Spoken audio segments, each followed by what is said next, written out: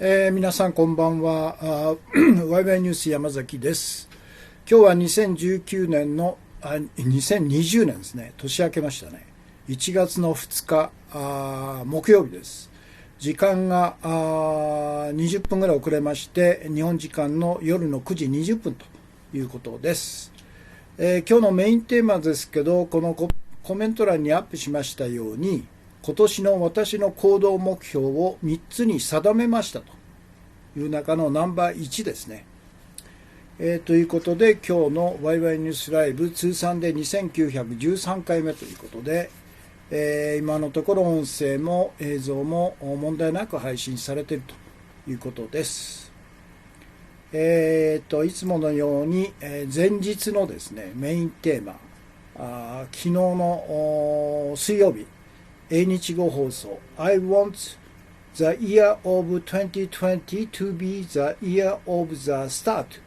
of the civil revolution movement 私は2020年を市民革命運動の開始の年にしたいというのがメインテーマでしたね。で、それをですね YouTube 向けの表紙をこのように作ってくれました。そのまま英語の文章ですね。I want the year of 2020 to be the year of the start of the civil revolution movement ということで、たくさんの人が立ち上がったという表紙ですね。なかなかいいですよね。ということです。現時点での視聴者数ですけど、ツイキャスが146名様、YouTube が182名で全部で328名ということですね。K さんですね、コンティニューコイン、それからキララカットさんがお茶爆10ですね。それから K さんがコンティニューコインが2枚ですね。ありがとうございます。そして今日の画像ですけど、オーストラリアは凄まじい森林火災に見舞われているということで、その画像がこれですね。もう地獄の炎みたいですね。森林全体が真っ赤な火に包まれているという異常事態ですね、これ。で、今日の AFP の記事なんですけど、この地帯、200キロぐらいの地帯にいる観光客は48時間以内に、退避してくれと、脱出してくれと。今週の土曜日ぐらいからまた熱波、40度の熱波が襲ってきて、火災が拡大する危険性があるという警告を発したということで、異常事態が進んでますね。ということで、初耳さん、ただいま放送中ということで、今日のメインテーマ、今年の私の行動目標を3つに定めましたということですね。から2つ目の画像、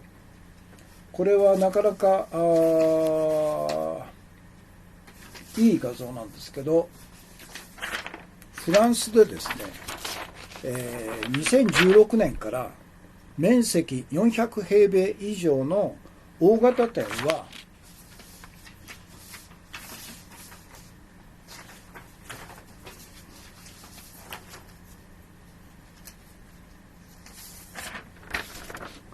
賞味期限間近の食品は慈善団体へ寄付することが義務付けされたということなんですね。で、そのおかげで、この映像で今日取り上げますけど、廃棄食品で作る高級料理とステーキにイベリコ豚までと生活困窮者たちに無料で食事を提供するグルメなレストランがパリのマドレーヌ寺院の地下にですね、こういう生活困窮者向けの無料のレストランがオープンしているという映像なんですね。この映像の中に日本では日本でやるべきですよね。こういうふうにね、膨大な食品が賞味期限切れということで、コンビニなんかは毎日、大量の食品が廃棄されてるんですね。だからフランスみたいに、大型食品店、少なくとも大型スーパー等々は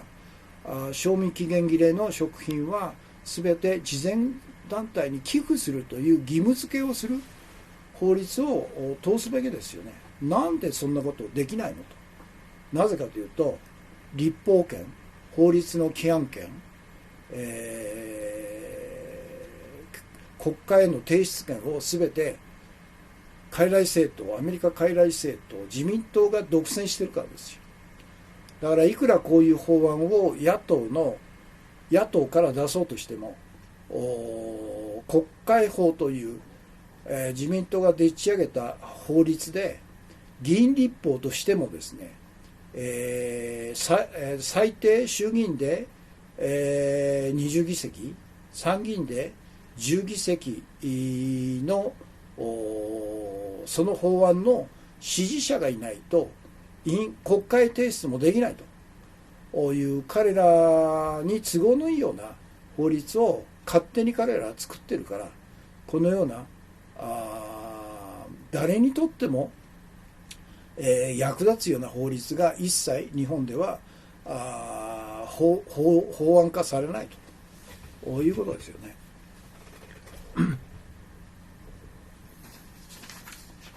昨日おとといですか、日本でも田中隆作さんの記事で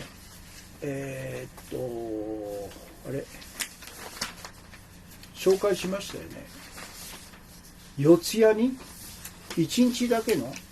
12月31日1日だけのこれだ、年越し大人食堂と、こういうのが立ち上がったんですね。でも12月31日の夕食だけですよ。このパリのグルメな生活困窮者向けの無料レストランというのは毎日夜夕食を一年中供給してるんですよね。それができるのはこの法律のおかげですよ。なんで日本でできないのと、こういうことですよね。初耳さんケーキですね。それから花火で、コンティニューコインが1、2、3、4、5枚、6枚。ありがとうございます。7枚だ。すごいですね。配信ありがとうございます。今年もよろしくお願いします。こちらこそよろしくお願いします。から翔さん、コンティニューコイン配信ありがとうございますということですね。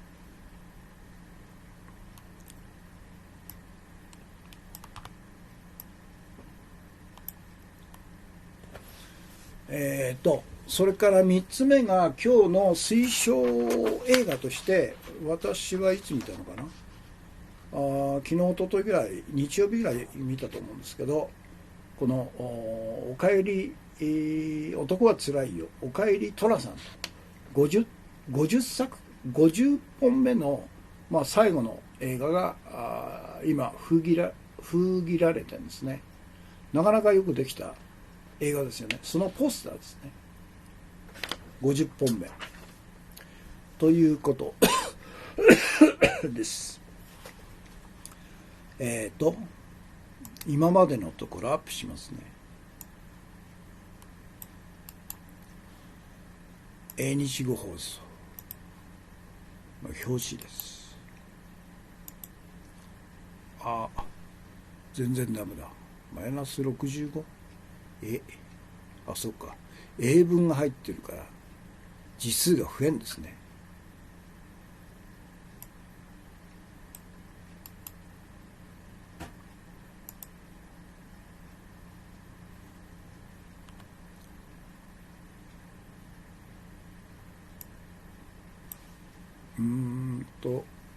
英語が入るとすごいですね。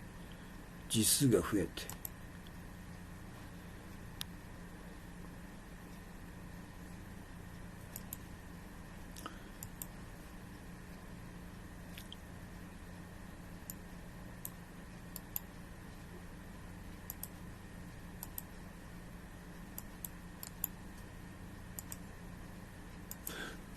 これですね、高橋三平さんコンティニューコインですね、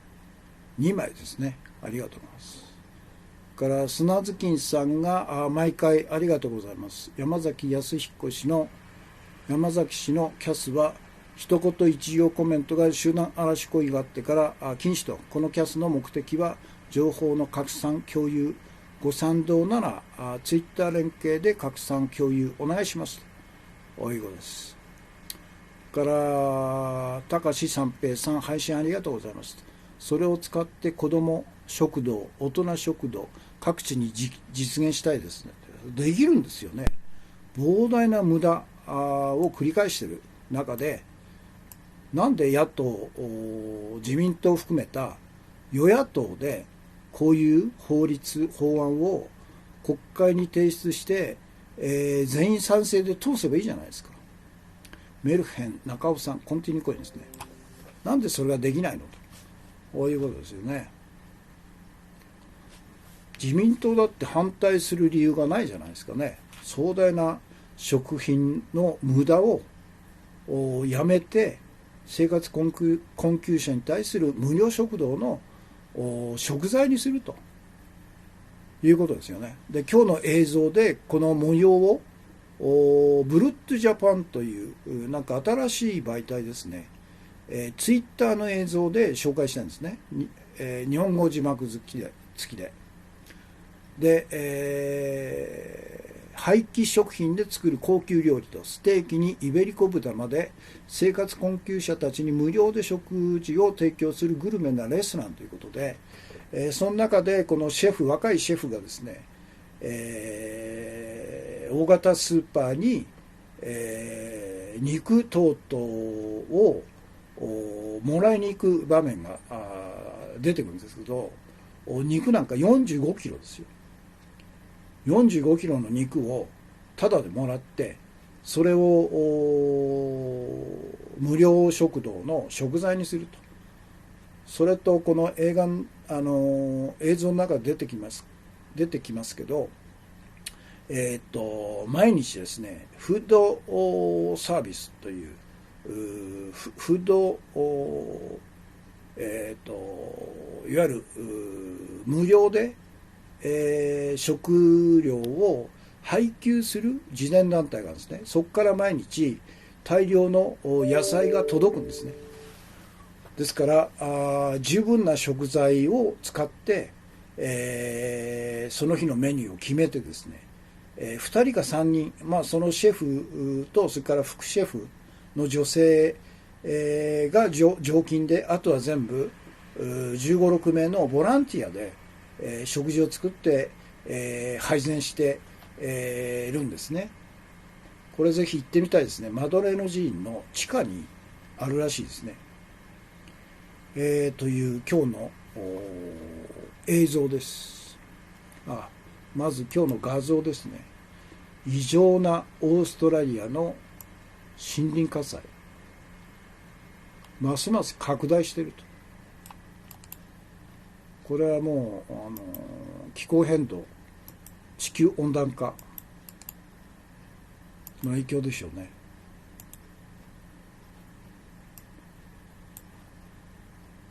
だからこのままいけば、今は単に、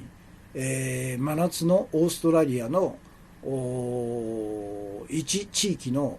問題ですけど、それが全地球的にあと20年後30年後には拡大して、食料生産ができなくなっちゃうと、大飢饉が起こるという警告が出されてるんですよね、オーストラリアのシンクタンクから。30年後2050年に人類は滅亡する危機があると、こういうふうに言ってるんですよね。まさにそれが、その前兆がオーストラリアとかアマゾンの森林火災、異常なほどの規模でますます拡大しちゃってると、こういうことですよね。それから今日の画像ですね。フランスは2016年から面積400メーター平米以上の大型店は賞味期限間近の食品は慈善団体へ寄付することを義務付けられていると。これは当然やるべきことでしょう。から画像としてはそのオーストラリアのニューサウスウェールズ州サウラで、火災でオレンジ色に染まった空という、異常ですよこれね。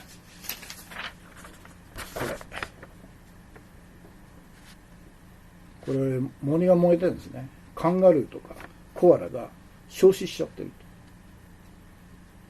と。から死者が出てるんですね。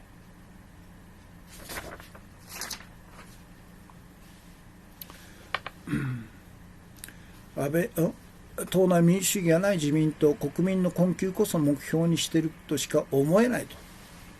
わざとやってるということでしょうね。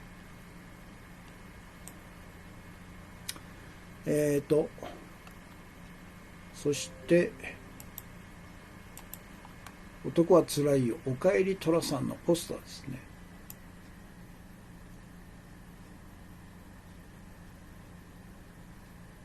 今日の映像、これはグルメレストラ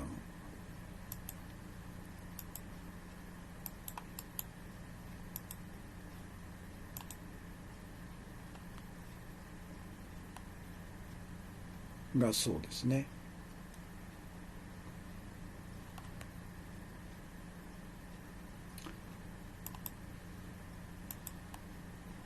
このブルットジャパンという新しい媒体ですね。なかなか面白い映像を配信していると思いますね。ツイッター映像で配信してるんですね。これが URL です。ということです。それから今日の推薦映画として男はつらいよ、おかえり寅さんということで、これは映画 .com 公開が12月27日ということですね。これは単に今まで50本、49本の寅さんシリーズを単にこうなんていうの、相場な的に、回顧録をしたっていうんじゃなくて、新たなテーマがいくつか出てるんですよね。でその一つが後藤久美子が、彼女が若い時に、光代という寅さんの甥と、初恋になったということで恋人だったんですけど、彼女は家庭環境が良くなくて結局海外ヨーロッパに、おばさんかなんか頼りにして、脱出するんですね。そしてその彼女が数十年ぶりに日本に帰ってきたと。それも難民高等弁務官事務所というジュネーブにある国連の難民救済本部の職員として日本でのキャンペーンのために彼女は帰ってきて、たまたまその光雄っていうのがサラリーマンを辞めて小説家になって、その小説のサイン会で偶然、再会したという設定なんですけど、彼女がそのおそらく20年か30年経って、おそらくオランダに移住したんですかね。そして向こうの人と結婚して子供が2人できてて、そして今はジュネーブのその国連難民高等弁務官事務所の本部職員として、キャリアウーマンとして、立派に仕事しているということで、彼女がその活動の一環として、英語とフランス語を使ってですね、流暢な英語とフランス語を使ってこの映画の中でも出てくるんですけど、まさに日本のですね、いわゆる今までの寅さんっていうのは国際性が一切なかったんですけど、今回は国際性が前面に出てきているというところが非常に新たな設定で面白いと思ったんですね。笠智中さんっていうんですかね、さんの御前様も歴代のおじいちゃんも亡くなっていると、ぜひ新キャスターシリーズで続けていただきたいと。そうですね。でも寅さん、渥美清さんに変わるようなキャラクターの人ってまず出ないでしょうね。だから今男はつらいよの50、今回で50作で終えて、以前から家族はつらいよという、同じようなあれですよね。男じゃなくて家族がつらいよというシリーズで今第3作ぐらいやって、あれもなかなか面白いですね。だから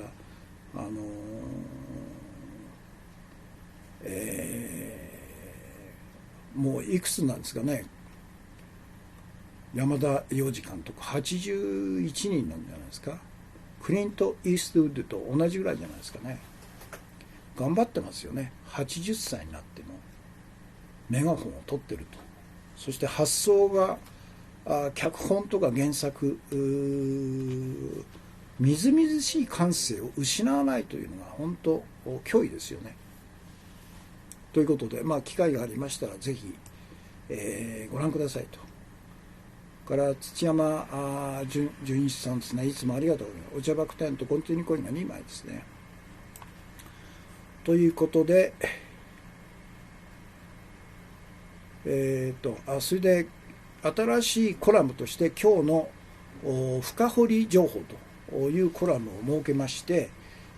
韓国の憲法裁判所についてという深掘り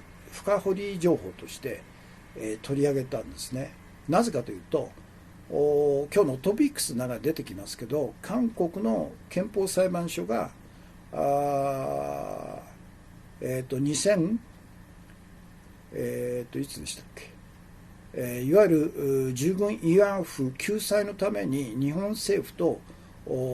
協定を結んだと。その協定自身が自分たちのいわゆる、従軍慰安婦の被害者の権利を侵害しているということで、憲法裁判所にこの無効を訴えたんですね。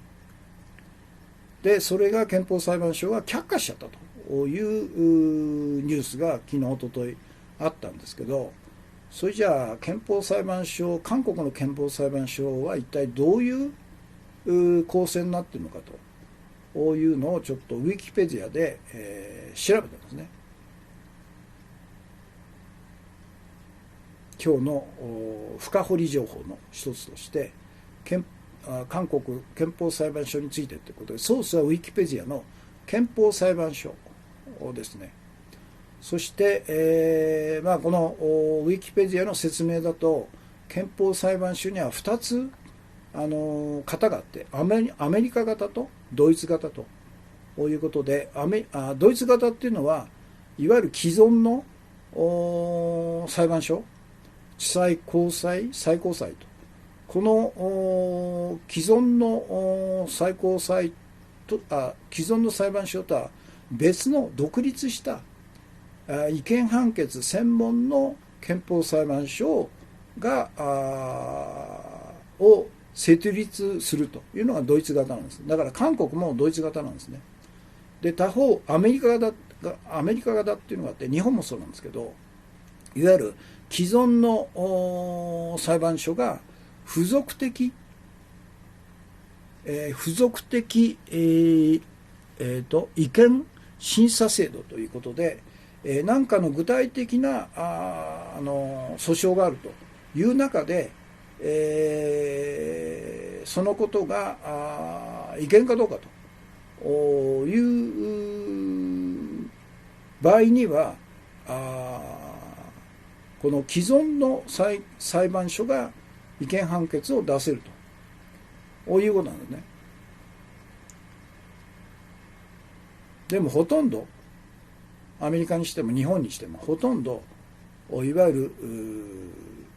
政権に直接、影響を与えるような重大な違憲判決というのは出さないんですね。付随的ですからね。付随的、違憲審査制ですから、付随なんですよ。違憲訴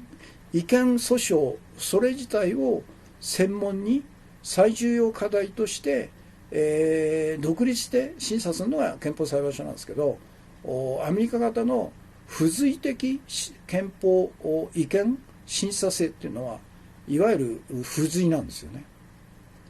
だからメインの訴訟があって、その訴訟の中で、メインの争いが憲法に違反しているかどうかという判断があった場合、付随的に出すということなんで、メインじゃないということなんですね。それが分かったんですね。そして韓国の憲法裁判所、これ韓国はドイツ型と考えられると。韓国では1987年改正の現行憲法によって、これが民主化闘争ですよね。1987年全都監を打倒したんですよね。で、通常の最上級裁判所である大法院とは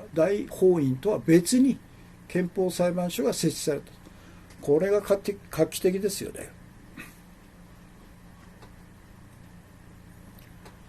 ということで、裁判官の数は全部で9名なんですね。で、任期が6年、定年が65歳、憲法裁判所の長官は70歳と。で、再任は可能だと。で、裁判官の資格ですね。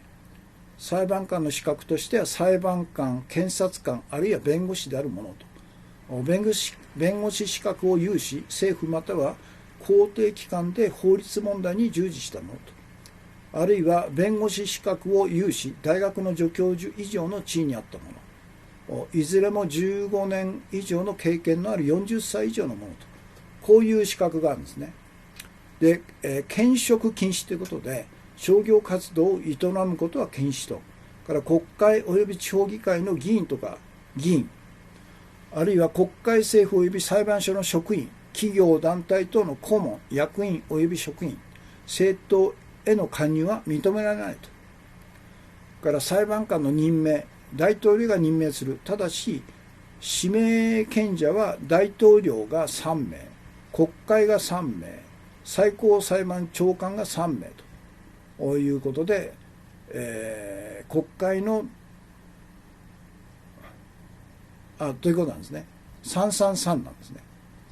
で、長官の任命というのは国会の同意で大統領が任命する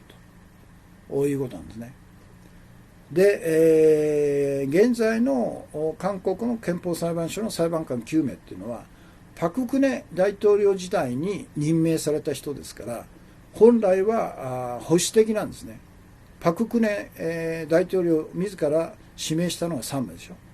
だから国会、いわゆるパク・クネ与党が多数派を握っている国会から3名と。それから最高裁長官が3名と。ですから基本的には9名のうちほとんどが保守的なパク・クネ、支持派だった人たちが裁判官をしてたんですけど、でもパク・クネ大統領の罷免訴追決議というのは国会で通って、そのパク・クネ大統領罷免訴追決議が合憲かどうかと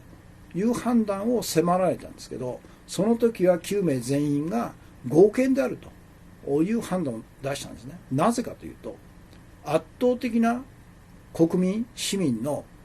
パク・クネ弾劾、それと報道機関、そして、野党を中心にした国会議員が圧倒的多数で、支持率が 5% までいったんですね。下がったんですね。だから当然ながら本来であればパク・クネ支持派だったんですけど、9名の憲法裁判所全員がこの国会が賛成多数で通したパク・クネ大統領弾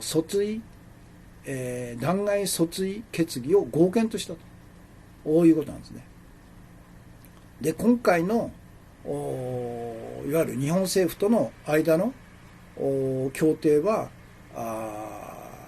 違憲である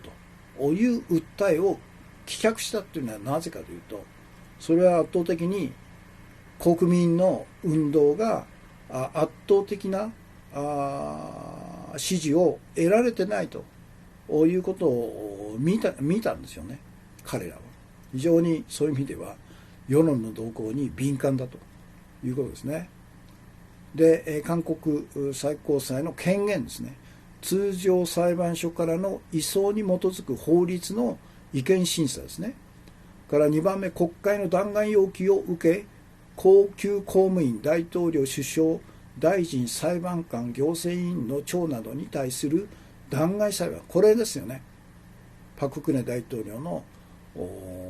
弾劾訴追決議が合憲かどうかという判断をしたのはこの権限なんですね。から民主的基本秩序に反する政党の解散に関する審判です。から帰還訴訟っていうのは政権内部のいわゆる各行政機関同士で争いが起こった場合、この憲法裁判所が判定すると。から公権力による国民の憲法上の基本権侵害に対する憲法祈願の審判と。これ重要ですよね。こういうのが韓国の憲法裁判所の概要なんですね。だから今回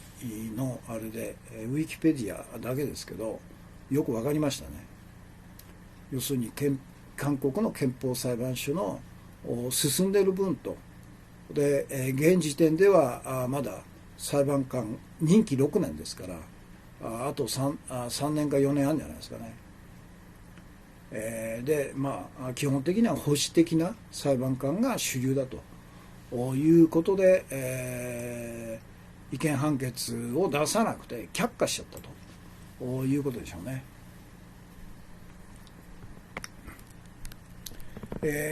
砂月さん、東京物語と。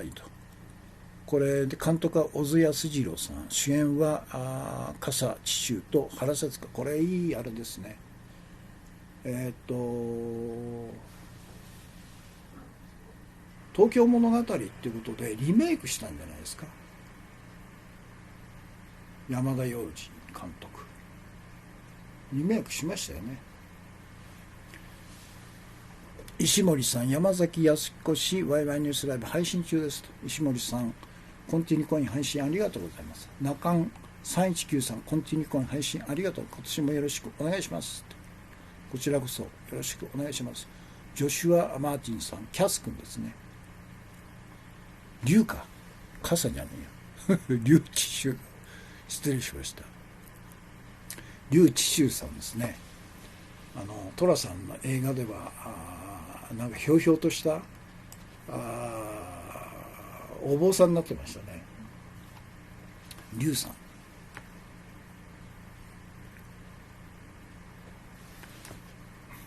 そうですね。歴代のおいちゃんも亡くなってるんですね。ということです。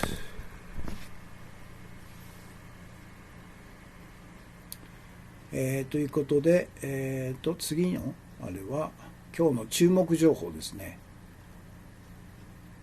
これはハンギョレ新聞の例のイギリスの映画ですよね。Sorry, we missed you と missed you と日本名の家族を思う時ということで、現代の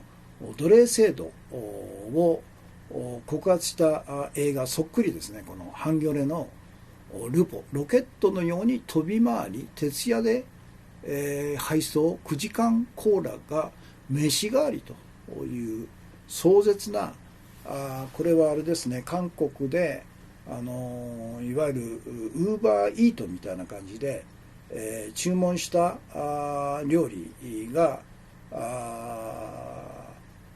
前の日の夜電話で注文すると電話っていうかネットで注文すると朝までには届くという配送業務に関わっている人のルポなんですね。で深夜9時間150件ただ1件が1箱じゃなくて全部で200個ぐらいで、中にはなんか飲料のケース20キロのケースがあるとかなんかで、もうロケットのように走って配達して、でその間に食事すると気持ち悪くなるということでコーラしか飲まないということで、9時間の配達が終わったらもう疲れ果てるというルポですね、これね、半魚レ。だからこれ世界中で蔓延してるんですよね。最新のいわゆるネット技術を使って、迅速な配達を可能にしたこの最新のテクノロジーの下で奴隷状態にされた配送の労働者と配送労働者という実態がこのハンギョレ新聞のこの記事で、よくわかりますね。中間3193コンティニューコイン配信ありがとうございます。これは読みましたっけ。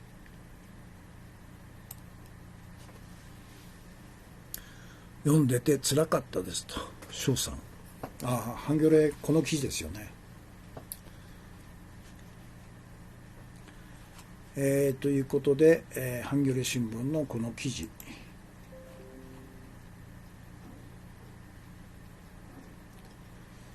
そっか、今日の深掘り情報、これアップしますね。その都度なんか深掘り情報が欲しい場合はその都度取り上げて、取り上げたいと思いますね。アメリカ型の付属的違憲審査令と。だから違憲っていうのが憲法に違反しているかどうかっていうことが付属でしかないと。アメリカ型はここが問題なんですよね。付属じゃねえだろうと。憲法が守られているかどうか違憲かどうかっていうのはもう最大最高のテーマですよね。それがアメリカ型だと付随なんですよ。なんかメインの争い事があってその中で、違憲が問われるという場合だけ、違憲審査をするという。アメリカ型は全くふざけてるんですね、これね。で、付随的違憲審査制とは通常の裁判所が具体的な訴訟事件を前提としてその手続きの中で原則としてその訴訟の解決に必要な限りにおいて違憲審査権を行使する制度と、そういうことなんですよ。だからめったにないんですよね。付随ですから。だから日本もこれなんですよ。だから今まで日本の最高裁が違憲判決出したのは20件しかないんですよ。20しかないですよ。ドイツ型のドイツ連邦憲法裁判所が今まで出したのは500件の違憲判決。それも政権とか政府とか国会とか等々の決定に直接違憲判決を出すという重大な違憲判決を出してるんですけど、日本とかアメリカは付随的なんですね。だからどうでもいいようなことの判決しか出さないと。で日本の場合は特に高度に政治的なテーマに関しては最高裁は決定する権限がないとか勝手に逃げてるわけですよね。だから憲法裁判所を作るしかないんですよ。日本もアメリカもそしてイギリスも。イギリスは憲法裁判所もないし憲法もないんですよ。いわゆる文書化された一つのまとまった憲法としての成文憲法がないんですよね。マグナカルタ1215年のマグナカルタ憲章とかそれぞれさまざまな歴史的な重大な決定を露襲するということなんですけど、だからまとまったいわゆる国民の権利を明記した成文憲法がないから、いわゆる法律の専門家が独占して、一般国民っていうのは自分たちがどのような権利があってどのような憲法理念があるかっていうのが分かんないんですよね。不思議な国ですよね、イギリスっていうのは。それで何百年続いてるっていうのは何なんだろうね。だから本来だったら野党が成文憲法あるいは憲法裁判所を創立するという既存の今までの野党の要求ではない、根本的なところの要求をすればですね、二大政党を打ち破ることができるんですけど、公民はいくら労働党内の左派といっても所詮は二大政党の枠組みの中でしか彼は反対を唱えてないっていう限界で、結局今回負けちゃったんですよね。大負けしたと。バカみたいですよね。何でしたっけ、今日の注目情報ですね。これアップしましたっけ。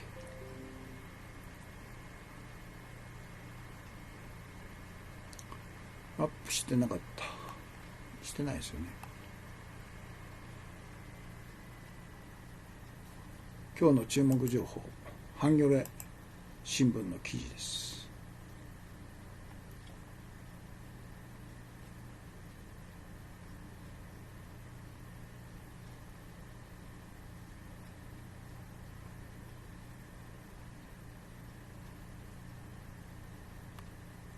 これですね。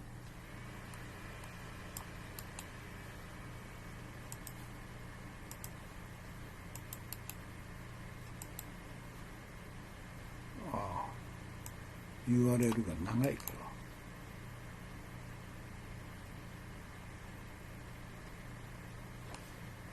切り取る。ハンギョレ新聞いいですよね。こういうルポをちゃんと、長い記事ですけどちゃんとタダで読ませてくれると。日本の新聞はもう全部有料化して、見出しとちょっと出だしだけの文章で、あとは有料、金払えと、金払わないと読ませてやんないよというバカなことをやってるんですね。自分の首を絞めてるという日本の大手新聞は。東京新聞なんかはそのまま、長州新聞とかね。そして次、今日の推奨本の朗読ですね。これはずっと今日は8回目ですね。エレナ・ベアテ・エルマンさんとグレタ・スパンテ・トゥーンベリー著、家族で書いたグレタたった一人のストライキと。メインはお母さんがエレーナさんという有名なスウェーデンのオペラ歌手が書かれたんですね。で、今日は8回目です。ニョッキ5個に2時間10分というところです。朝食にバナナ3分の1、所要時間53分と。壁に貼った A3 の紙に私たちはグレタが食べたものと食事にかかった時間を記していったと。多くはないし、早くもない。でもストックホルム摂食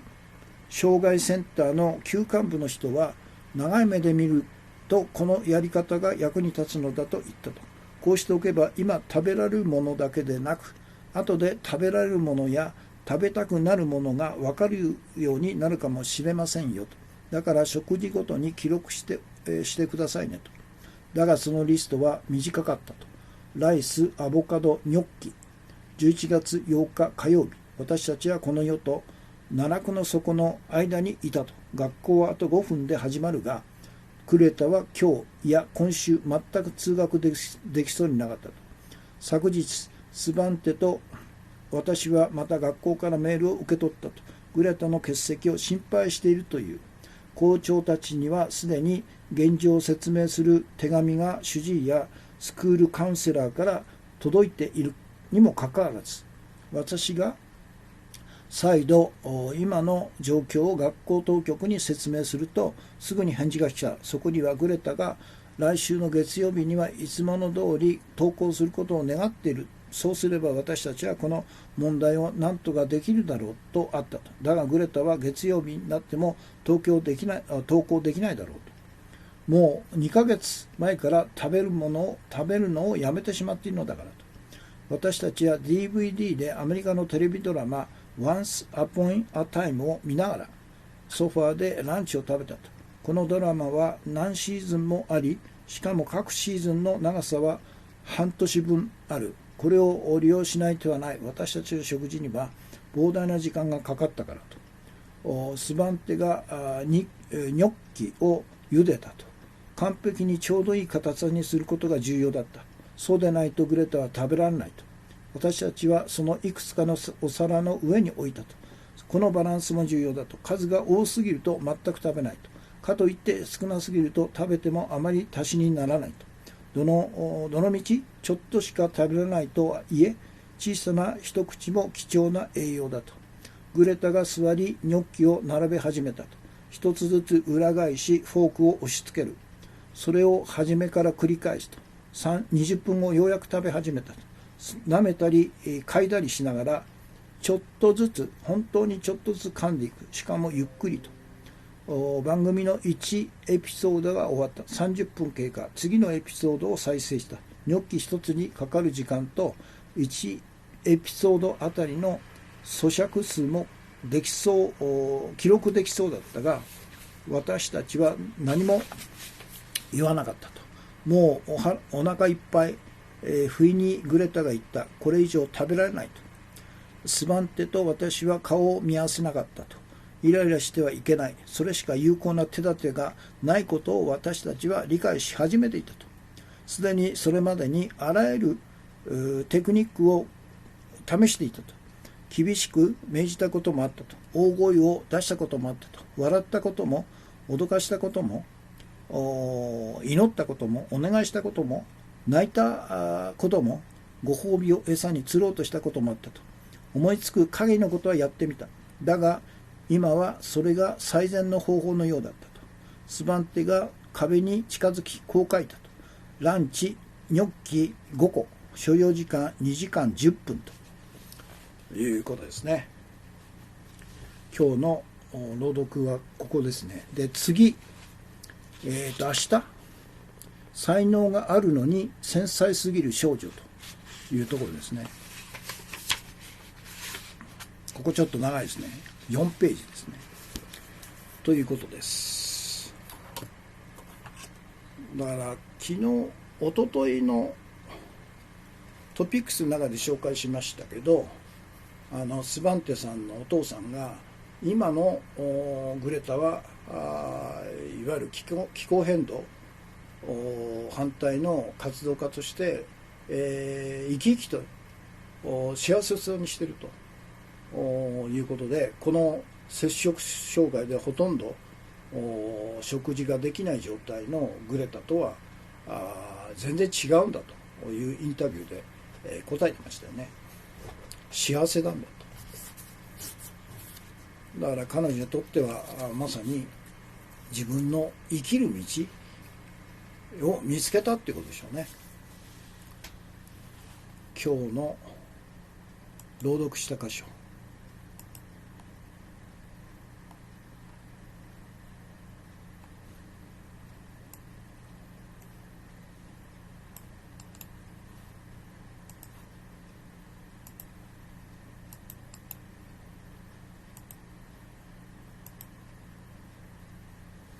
ということですね。砂月金さん、田中流作ジャーナル、左翼がだんまり、右翼が反対を叫ぶ、習近平国賓来日と香港情勢と。田中流作さんの最新ですね、これはね。から中319さん、昨年暮れ、憲法裁判所の設置についての立憲民主党枝野幸男氏は、現政権下での憲法裁判所設置は反対だと言い訳してましたが、今必要性を感じていないようですと。彼は野党連合の中心になる器の各人物だと新たに認識しました。バカだよね、しかしね。彼弁護士なんじゃないですか、枝野っていうのは。だからこのレベルなんですよね。法律のいわゆる専門家と言われる人にとって憲法裁判所っていうのは全然自分の問題意識の中に入ってないんでしょう。どれほど憲法違反が常態化し、傀儡政党自民党が憲法違反、憲法破壊を繰り返してきても、ほとんどそのことをただただ批判するだけで、具体的に何をするかっていう解決策を彼らは提示できないんですね。だから韓国の1987年韓国の民主化闘争で憲法裁判所をなかったものを作ったんですよ、韓国の民衆は。その中心になっているのが国会議員でしょ。国会議員とそれから市民ですよ。でマスコミもそうですけどね。日本は最先頭で、主張すべき野党国会議員がこの体たらくですよね。だからもう山本太郎を首相にした時期 100% 野党純粋野党政権の中に枝野なんか入れない方がいいんですよ。こんな足引っ張るだけですから。ということですよね。本当なんでこんなやつが野党の党首なのかということです。で、今日のメインテーマですね。今年の私の行動目標を3つに定めましたというナンバー1。私は昨日水曜日、2020年1月1日の放送のメインテーマで、2020年を市民革命運動の開始の年にしたいと言いましたが、具体的な行動目標を以下の3つに定めたということですね。で、1、市民革命派の基本的な考えを市民革命運動論にまとめると。できたら本にしたいという目標があるんですね。去年から言ってますけど。2番目、野党勢力の中で我々市民革命派が多数派になるために草の根勉強会と家族勉強会を立ち上げると。これも前からもう5、6年前から言ってますけど、実際に立ち上げる運動を開始したいと。から3つ目、安倍晋三自公ファシスト政権を打倒し、山本太郎を首相にした 100% 純粋野党政権を樹立すると。この3つを今年の私の行動目標にしたということで、最初の私の行動目標のポイントの一つ、市民革命派の基本的考えを市民革命運動論にまとめるという、ポイントですね。これは前、以前取り上げたんですけど、市民革命とは一体何かということなんですね。で、1、我々の市民革命は改革ではなく革命なんだということね。改革とは既存の支配体制をそのままにして部分的に改良する運動と。革命とは既存の体制を解体して全く新しい体制を作り出す運動だと。だから今この危機的な状況っていうのは改革改良では問題解決できないんですね。革命が必要なんですね。K さん、その通りだと思いますねと。憲法裁判所そのものが韓国の民主的な動きの中で育ってきたという認識が重要ですと。だからパク・クネ大統領を権力犯罪者として、大統領権限を剥奪して彼女の権力犯罪を訴追してで刑務所に送ったっていうのは憲法裁判所があったからですよ。憲法裁判所がなくて最高裁しかなかった韓国になかったら逆転してで再び戒厳令の下で、軍隊が前面に出てですね、反対派市民を虐殺してたという第二の光州事件が起こってたことは確実ですよ、これ。だから憲法裁判所があったからこそ軍部の戒厳令、を押しとどめたんですよね。そのことを得たのは全然分かってないですよね。砂月さん、制度が問題ではなく制度の後ろにある民衆のパワー、韓国民主化パワーは半端ないが、日本の民衆は 3S で骨抜きにされ、マスコミには誘導されてしまっていると。そうですよね。だからその中で立ち上がるっていうのは大変なことなんですけど、でも立ち上がるしかないんですよねこのままいったらますますひどくなりますから。だから改革じゃなくて革命なんだと。だから山本らやってるのは革命運動ですよ。改革運動じゃないんですよ。2、我々の市民革命は労働者革命ではないんだと。生活者市民革命なんだと。で、労働者革命っていうのは各国の労働者を支配し搾取する資本家から労働者の解放を目的とする戦いと。で、市民革命とは各国の生活者市民を支配し搾取する世界支配階級である国際金融マフィアロスチャイドとその代理人である各国支配階級から労働者を含む全ての生活者市民を解放するより大きな戦いなんですね。から3番目、我々の市民革命は中央集権の共産主義革命ではなく分権民主主義の市民革命だと。で、一党独裁の共産主義イデオロギーに基づくロシア革命や中国革命などの共産主義革命ではなく、民主的な意思決定に基づく脱イデオロギーの分権型民主主義革命だと。ここが違ってるんですね。大いなる違いですよね。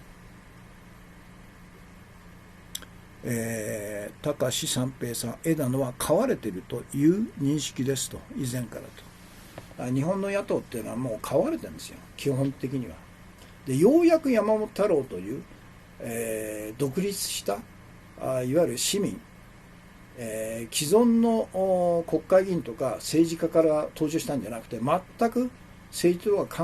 とは関係ない芸能の世界から飛び込んだんですよね。だからイタリアの五つ星運動もそうですよね。立ち上げたのが国民的な喜劇俳優ですよね。だから既存の国会議員政治家は野党といえどもですね、既存の体制の中で、いわゆる自民党からさまざまな利権なり特権を分け与えられてきたということで、現在の地位を失いたくない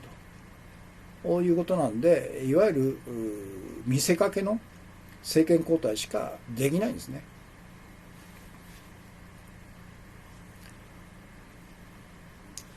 から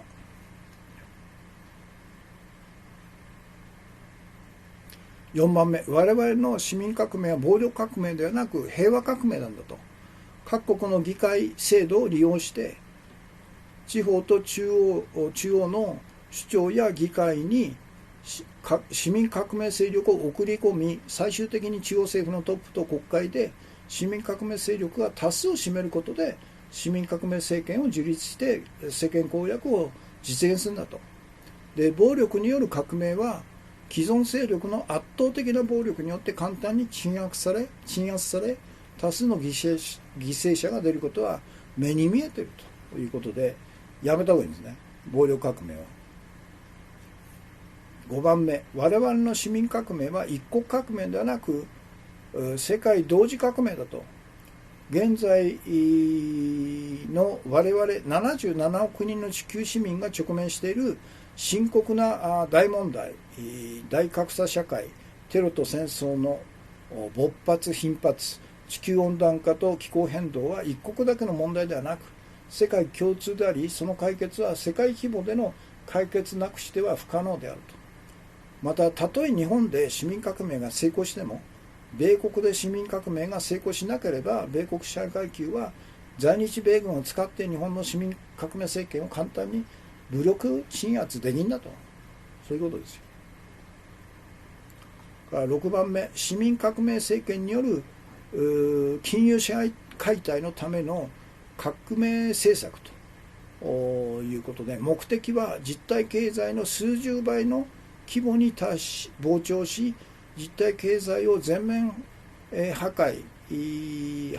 し始めた金融経済を縮小させると。そして実体経済を復活させると。このために金融支配を解体する必要があるんだということですね。タカちゃん、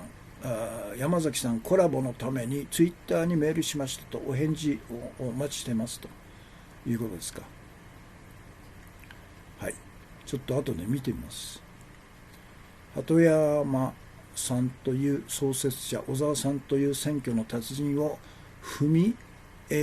ませたり、座敷牢に入れたりして追い出したのが現在の立憲民民の指導部ということですね。足を引っ張ってますね。だから山本太郎の新政権ができたとしても、その中に足を引っ張るいわゆる偽装野党連中が入ってくると、せいぜい1年か2年で同じような運命になりますよ。それでその後は安倍晋三と同じような極右ファシストが登場すると、こういうふうになるわけですよね。高橋三平さん、山本太郎さんを総理大臣にして平和革命を成し遂げましょうと、国民みんなでと、そういうことですよね。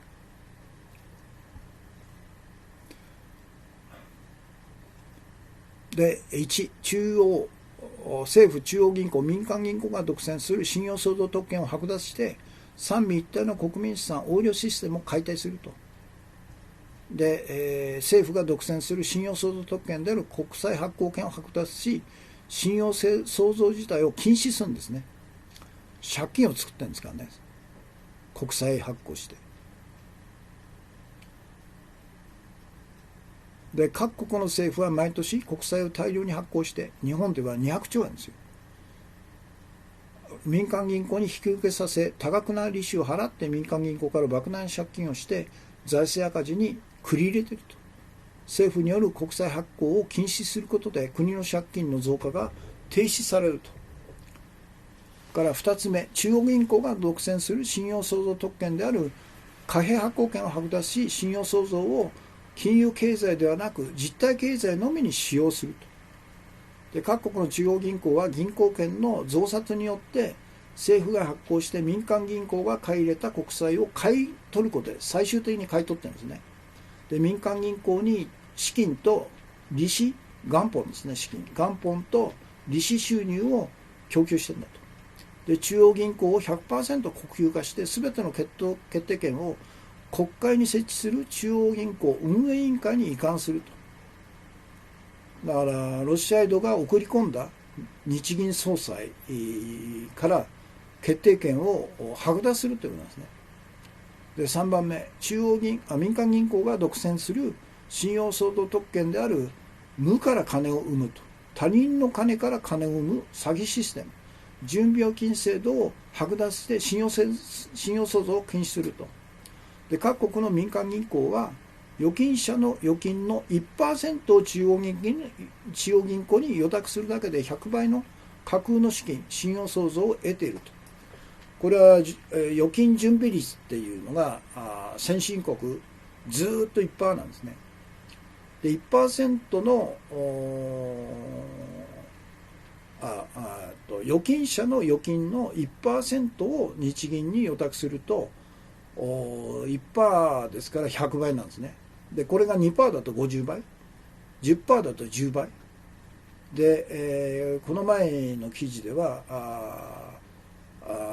中国の中央銀行、人民銀行の準備、預金利率が引き下げられて 6% になったという記事があったんですけど、6% ですよ。ということは信用創造の倍率は16倍なんですね。だから信用創造が民間銀行、中国の民間銀行の信用創造の力っていうのはたった16倍しかないと。日本の場合は、日本とかアメリカとかヨーロッパの民間銀行は100倍の信用創造が許されて、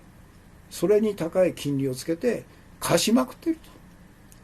ということなんですね。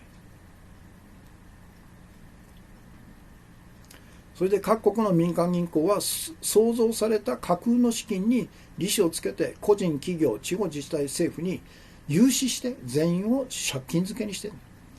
だから現在の超金融資本主義っていうのは全員が借金漬けになっているということなんですね。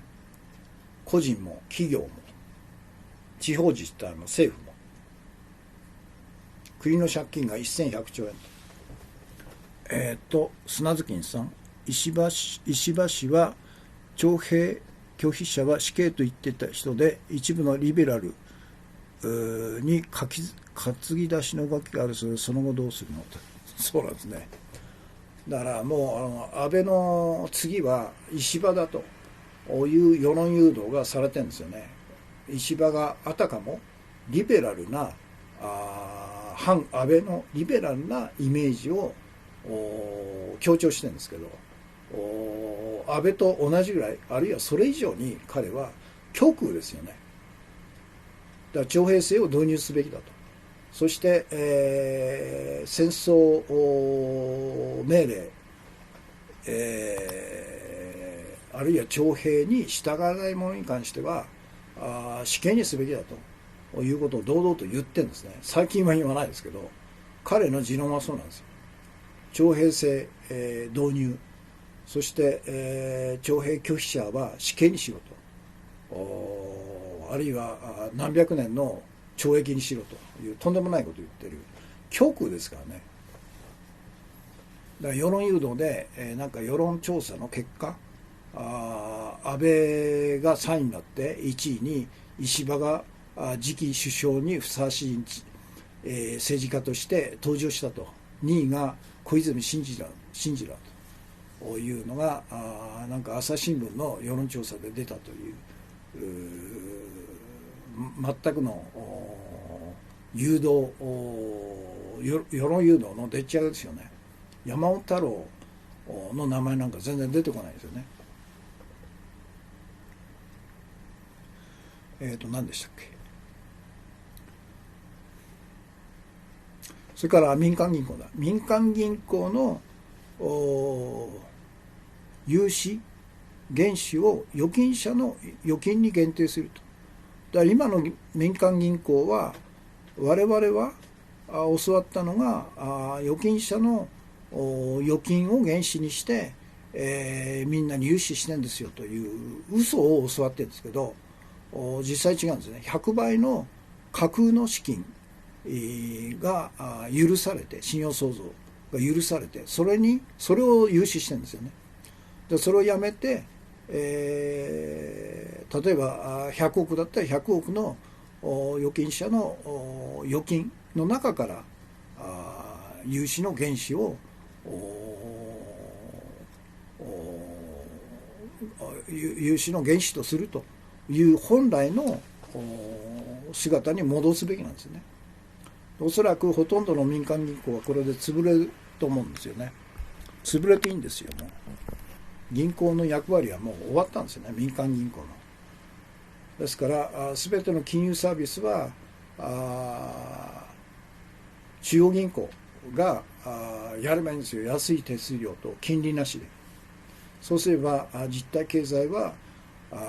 ものすごく成長しますよね。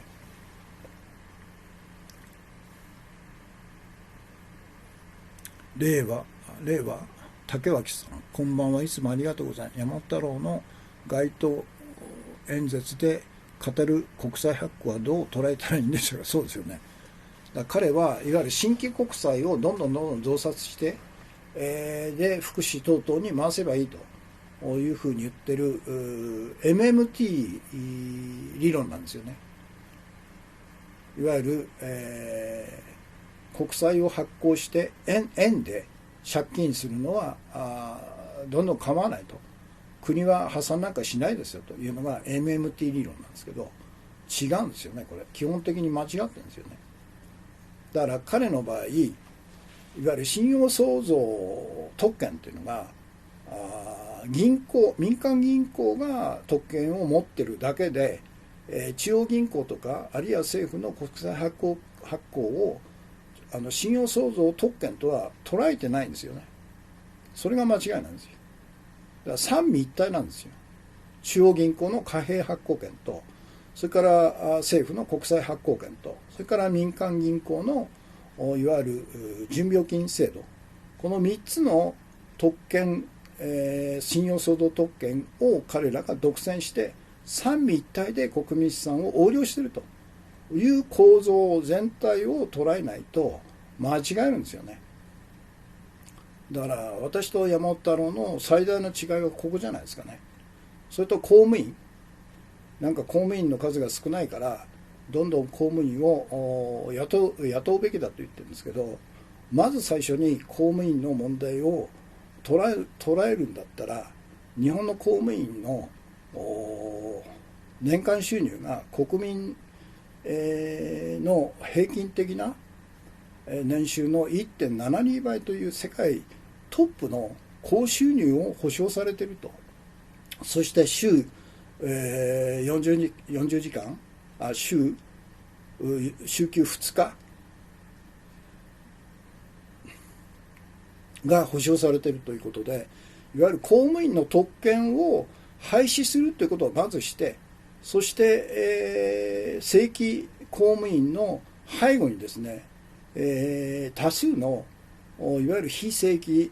の人たちが隠されているわけですよね。だから彼らを同じ条件にして、国民の平均年収と同じにすると、公務員とか政治家の特権を廃止するということをまずやってから公務員を増やせというふうに順序が逆なんですよね。だから歴代自民党政権というのは公務員給与を特別に人事院勧告を毎年拒否したことないじゃないですか。で民間の給与が7年間ずっと減り続ける中で公務員だけがボーナス含めて、年々、上がっているという異常な事態。これはもう歴代自民党政権が公務員を買収して自民党支持、させるという買収行為なんですよね。そのことを言わないで、OECD の加盟国の中で公務員の数は日本は少なすぎるということで、どんどん公務員を雇うべきだっていうのは間違ってますよね。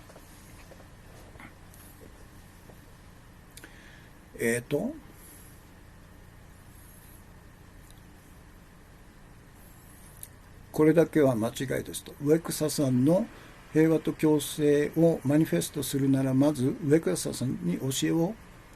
請うべきですと。これは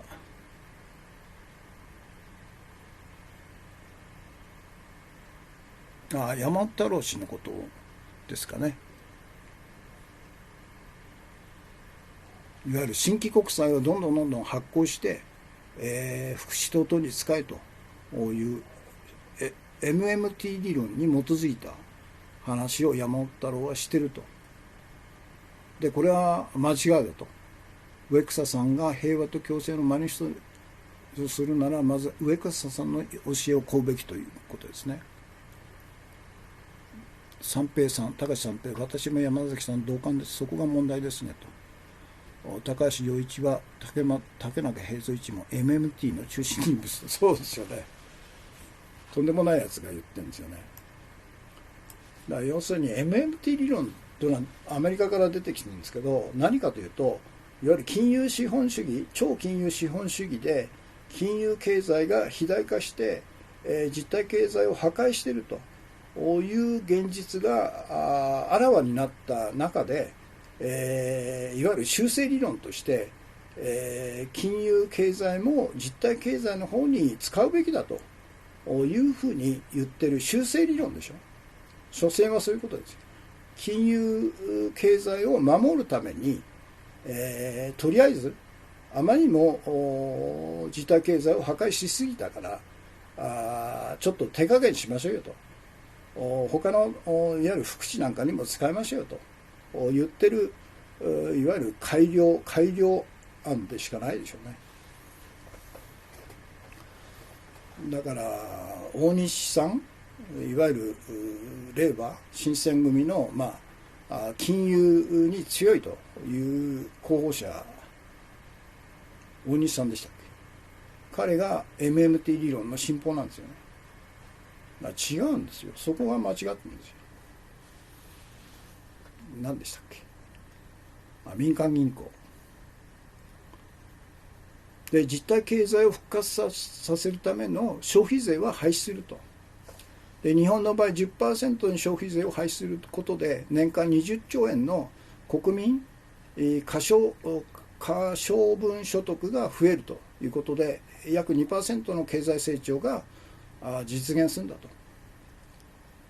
から3番目、貧富の格差と社会的平等をなくすために富裕税を導入すると、累進所得税を導入すると、累進法人税、累進相続税から金融資産税。これはそうですよね。金融資産税というのは、例えば創業なんか創業したと、それが株式公開して高値をつけたということで、創業者が株の 20% か 30% を持ってて、それがもう何百億何千億の資産になるということに対して課税すべきなんですね。これ金融資産税と。例の誰でしたっけ、ZOZO を創業した若いオーナーがLINE、どこにヤフーに売ったのかな。そして、彼の資産が2000億円とかなってて、たかだかいわゆる実業で新規創業して、それがネットの力でビジネスとして成功したと。それだけで終わればいいんですけど、そうじゃなくて、それが株式公開されて、それで、資産価値が上がって、創業者利益としてのいわゆる株の配当がものすごいというこのシステム自体を解体しなくちゃいけないんだよね。だから金融資産税なんですよ、これ。それから企業内留保470兆円、これに課税するということですよね。それから宗教法人にも課税すると。大西恒樹さんですね。そう。彼はもともとあれですもん。アメリカの投資銀行にいた人でしょ。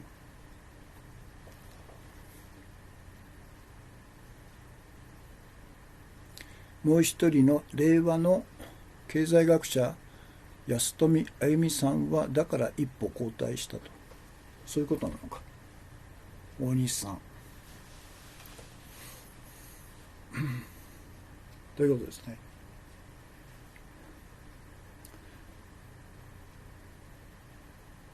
だから富裕税の導入って絶対必要ですよね。それから累進所得税に累進課税 75% まですると。から法人税も 75% ですね。から累進相続税も 75%。から金融資産税、例えば金融資産を100億持ってた場合、もう 75% 税金で取っちゃうということですよね。大西さんはモルガン・スタンレーか、ハゲタカの本体出身と。そうですよね。だから自分がいたいわゆる金融経済の超金融資本主義を実現した本体にいた人でしょ。だから金融資本主義、超金融資本主義だということに対する批判がなくて、批判がなくてそのままスルーしたという感じでしょうね。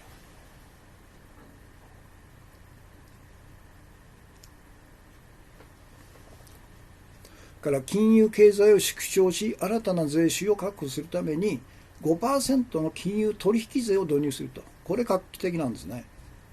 で、日本の場合、実体経済の規模は国内総生産 GDP と同じ約540兆と。で、日本の場合、金融経済の規模は金融商品、株とか社債とか国債とか商品先物とかデリバティブとか為替、証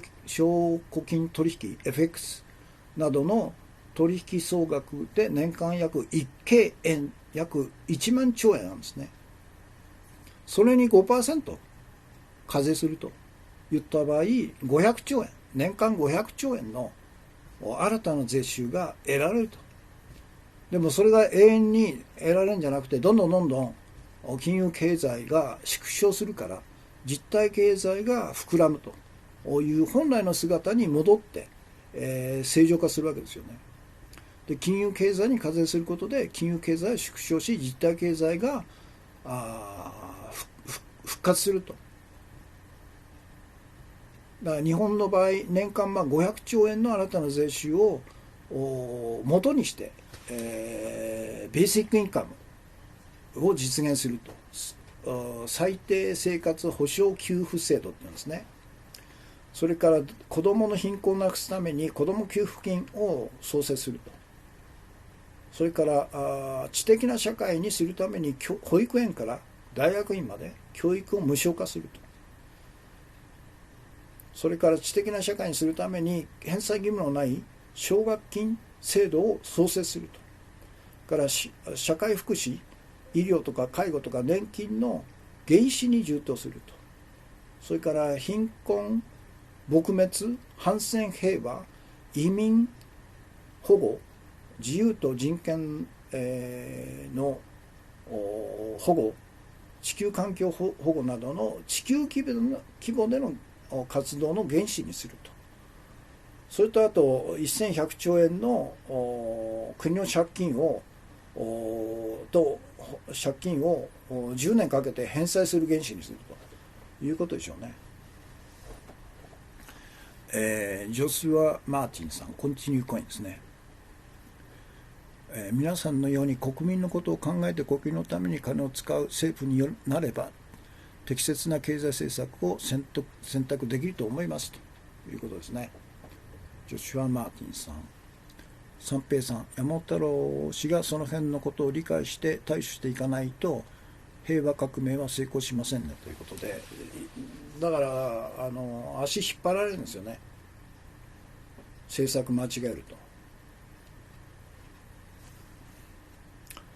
というのがナンバー1です。で、ナンバー2は次の全部で3つですから、2つ目の野党勢力の中で我々、市民革命派が多数派になるために、私が前から提案してます草の根勉強会と家族勉強会を立ち上げるということと、それから安倍晋三自公ファシスト政権を打倒し山本太郎を首相にした 100% 純粋野党政権を樹立すると。この辺のいわゆるポイントをちょっとまとめようということで、それがナンバー2ですね。ということです。このさん、コンティニューコインが2枚ですね。から砂月さん、コンティニューコイン2枚ですね。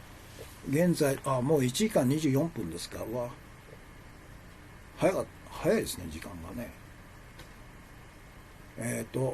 視聴されてる方が39名様、全体で123名様、コメントが42件ですね。ということで今日のメインテーマのポイントだけ3つにまとめたと、今年の活動目標。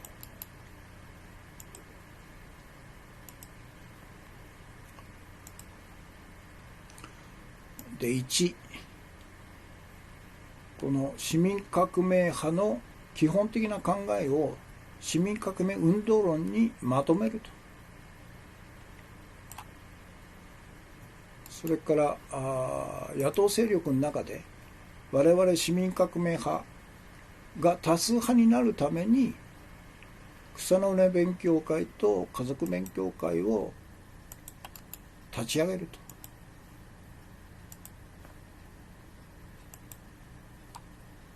そして3番目、安倍晋三ファシスト政権を打倒し山本太郎を首相にした 100% 純粋野党政権を樹立すると。ここですよね。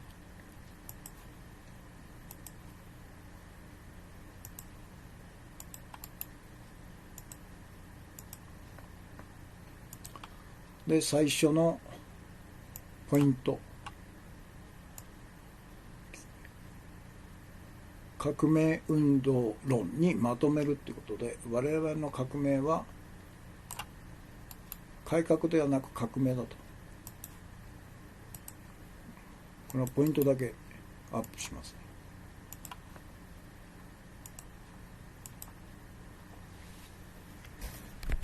それから我々の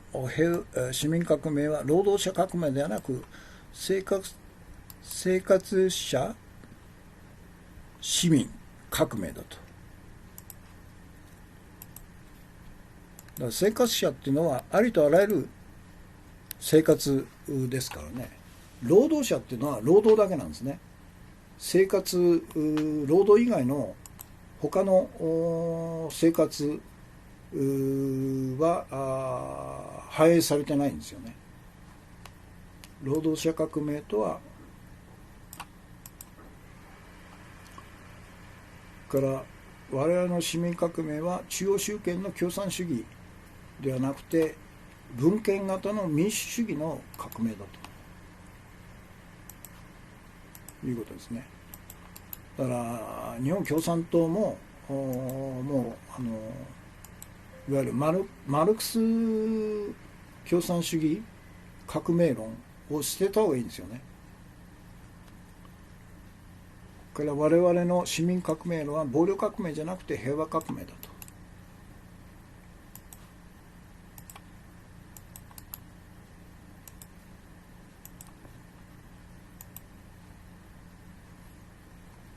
で我々の市民革命は一国革命ではなくて世界同時革命だ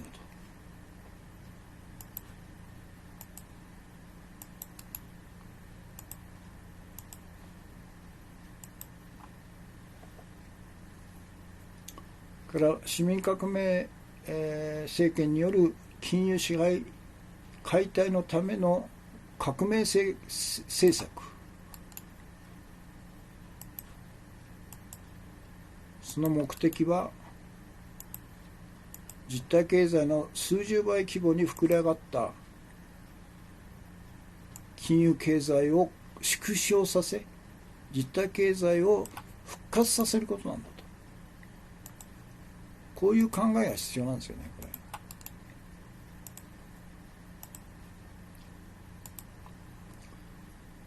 れ。で政府中央銀行民間銀行が独占する信用相続特権を剥奪して三位一体の国民資産、横領システムを解体すると。これなんですよ、ポイントは。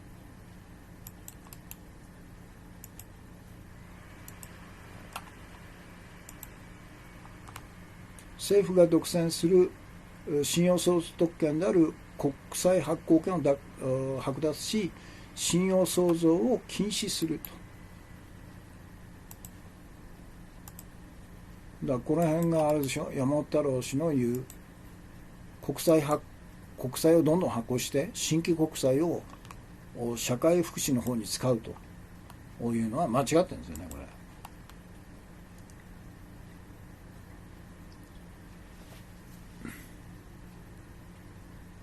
政府から中央銀行による信用創造特権である貨幣発行権を剥奪し、信用創造を金融経済ではなく実体経済の方に使うと、だけに使うと。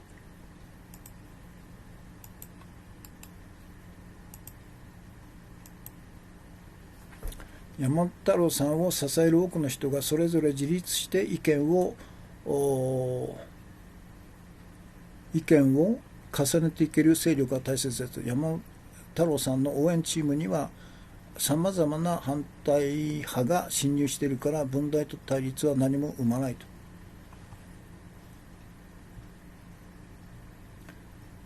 令和3関西ローカルではニュース放送されたのでしょうかと。何のことですかね。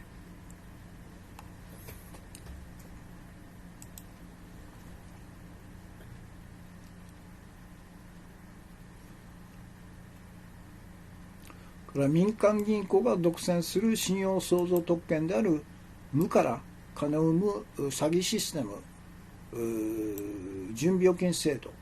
を剥奪し、信用創造を禁止すると。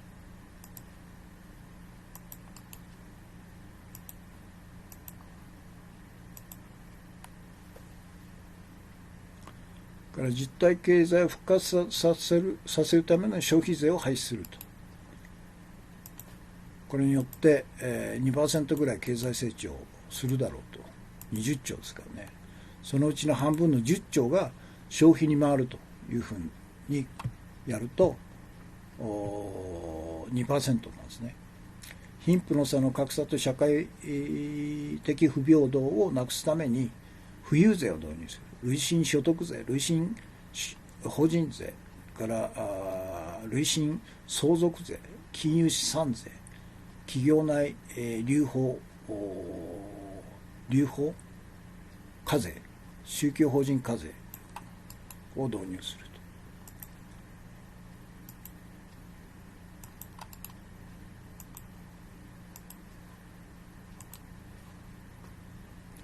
と。から金融経済を縮小し、新たな税収を確保するために 5% の金融取引税を導入すると。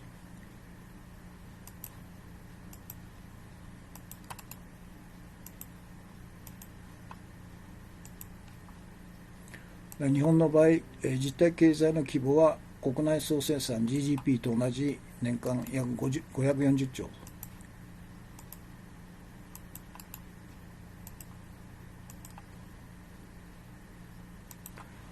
で、日本の場合、金融経済の規模は社債、国債、株、商品先のデリバティブ、FX などの取引で年間1万兆円あると。20倍ですね。18倍。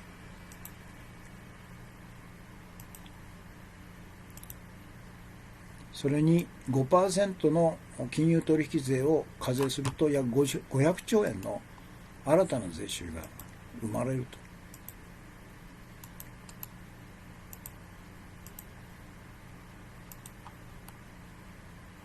金融経済に課税することで金融経済は縮小し、実体経済は成長すると。そういうことなんですね。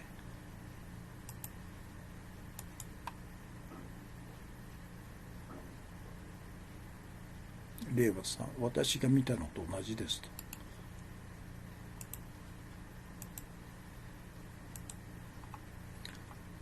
日本の場合、年間500兆円の新たな税収を以下の政策に使用すると。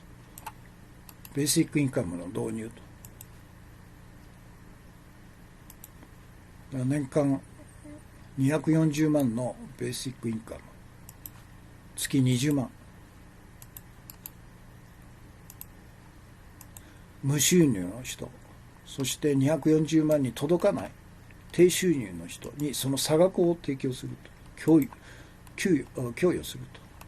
それから子どもの貧困のために、子ども給付金、これ500万人の子どもに対して月5万、年間60万と3兆円ですよね。から知的な社会にするために奨学金制度、大学院か、大学院、それから奨学金、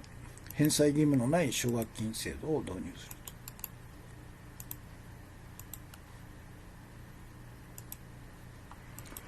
それと社会福祉、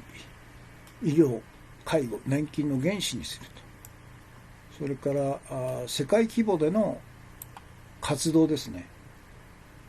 貧困撲滅、反戦平和、難民保護、自由と人権保護、地球環境保護など地球規模での活動に使用すると。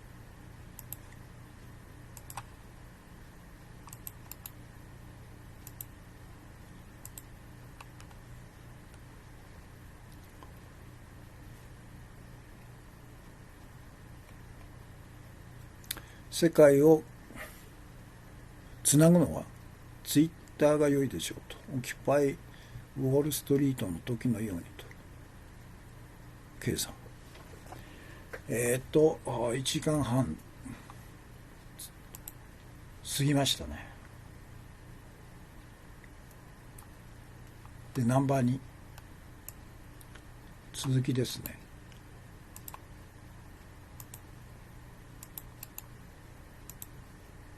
これは分けないとダメだ。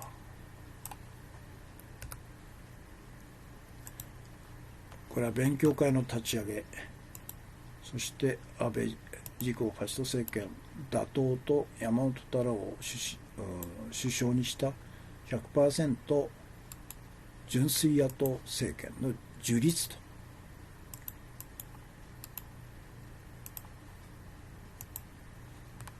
いうことですね。で、今日のトピックス、安倍自爆もある越年桜を見る会、追及は通常国会が本番ということで、1月の20日なんですかね、通常国会。安倍が突然衆議院解散を言い出す可能性もありますよね。自爆テロで。からラストベルトで第5参トランプ再建の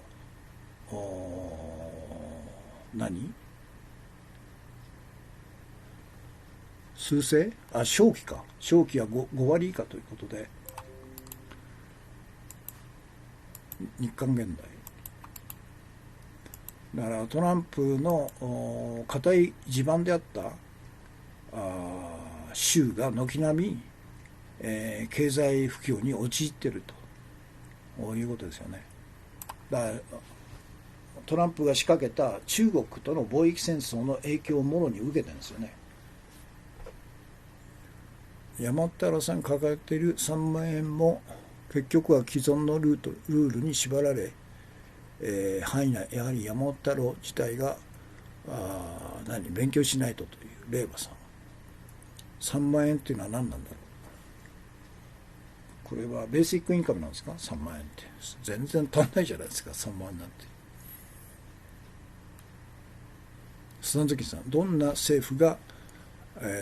取り組むかで内容は違ってくると。安倍政権下ではベーシック庁という役所ができ、予算の大半は役員と官僚の給与に使われると。そういうことですよ。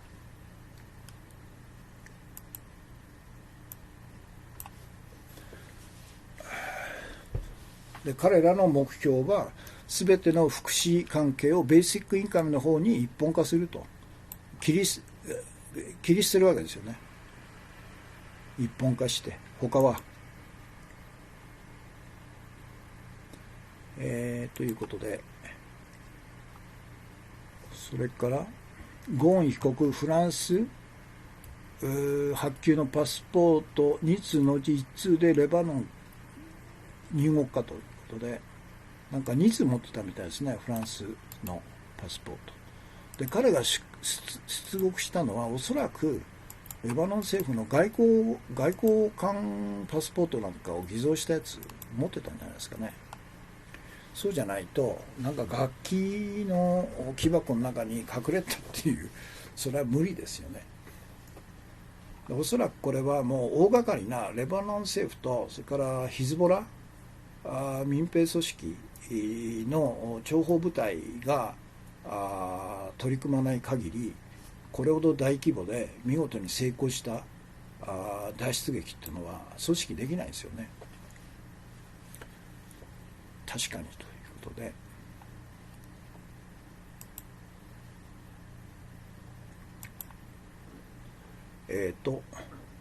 だからいいんじゃないですか、ゴンさん。これからどんどんどんどん日本の司法の人質司法、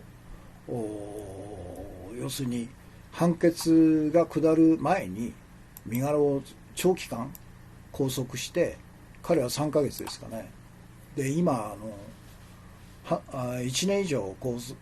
束されてるんじゃないですか。関西生コンの立委員長と、それから副委員長、1年以上ですよ。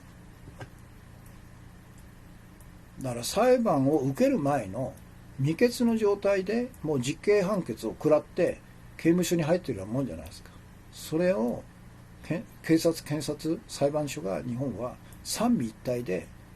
人権侵害しているということをどんどんどんどん彼は外国のメディアに、暴露した方がいいですよ。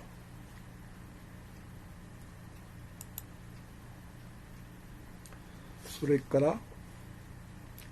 これですね、韓国憲法裁2015年の慰安婦合意は政治的合意に過ぎないとして、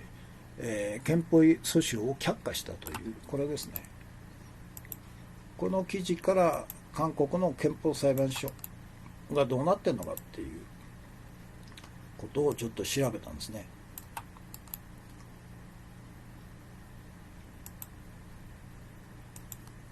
だからもう一つあれですね、スイスみたいに直接民主主義で、たとえ憲法裁判所がこのように、違憲訴訟を却下したとしても、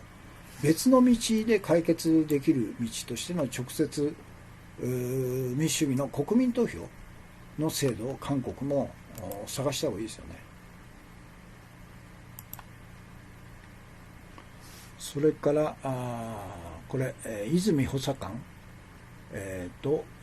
京都不妊出張をめぐり国会答弁虚偽の疑いということで、文春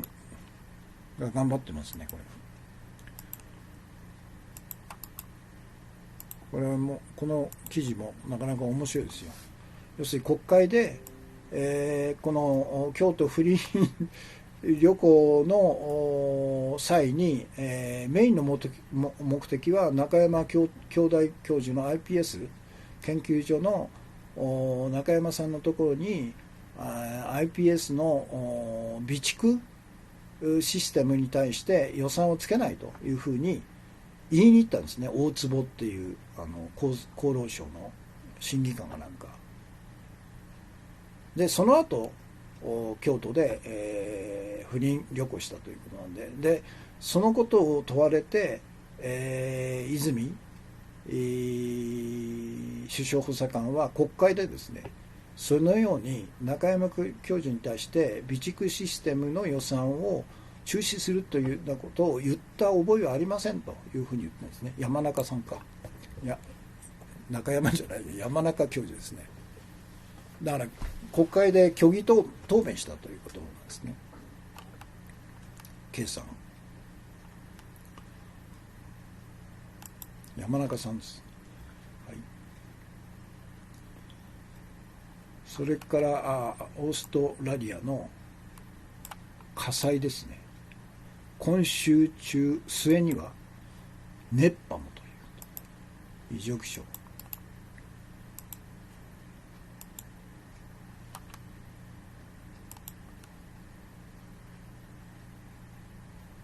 そして今日の注目情報、リテラ御用ジャーナリズム大賞に輝いたのは誰かと、 NHK なんですね。女性の三浦瑠麗が第2位かな。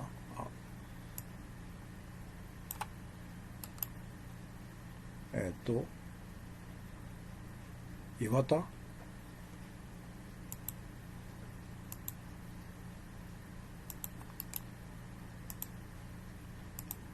名前岩田時子っていうのかな、輝く1位になったのが岩田明子だ、明子1位で、2位が三浦瑠麗、3位が田崎史郎と、で4位がめぐみ俊景っていうの、秀明っていうのか、めぐみ秀明という、私テレビ見ないんでなんかメインキャスターやってるみたいですけ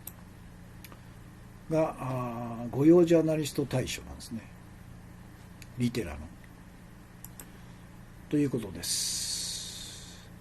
時間が1時間46分22秒とから、視聴されている方は37名、全部で139名様、コメントが91件ですね。ということで今日木曜日の放送はこれで終わりです。現在日本時間で、23時7分と11時7分になりましたね。ということでたくさんのコメントとたくさんのコンティニューコインとギフト等々いただきましてありがとうございました。韓国の憲法裁判所制度の歴史と憲法裁判所の役割ということで、シン・ジェグンさんという弁護士さんが記事を書いてるんですかね。はい。ということでお疲れ様でした。でも画期的ですよね。韓国は1980年。私が知ったの、韓国に憲法裁判所があるっていうのを知ったのは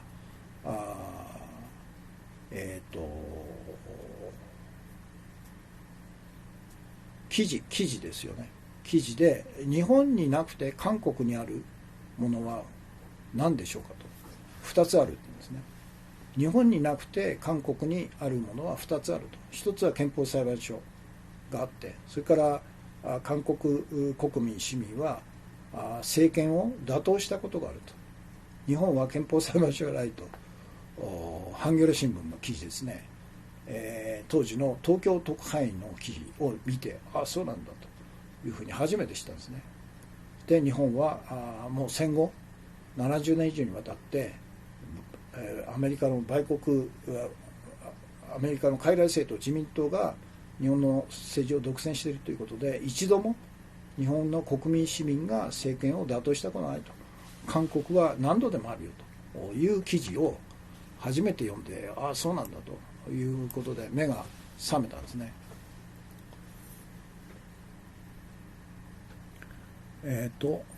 砂月さん、本邪魔かめぐみ、相棒は石塚氏、あれか、漫才の相棒なんですか。砂月さん、もう一つまともな労働組合センターお疲れ様でした。いやだから労働組合センター作るとしたらあれですよ、舘さんの関西生コンの舞台でしょうね。戦う労働組合とセンターということで今日の放送終わりです。お疲れ様でした。また明日ですね、金曜日よろしければ合流してくださいということで今日の放送終わります。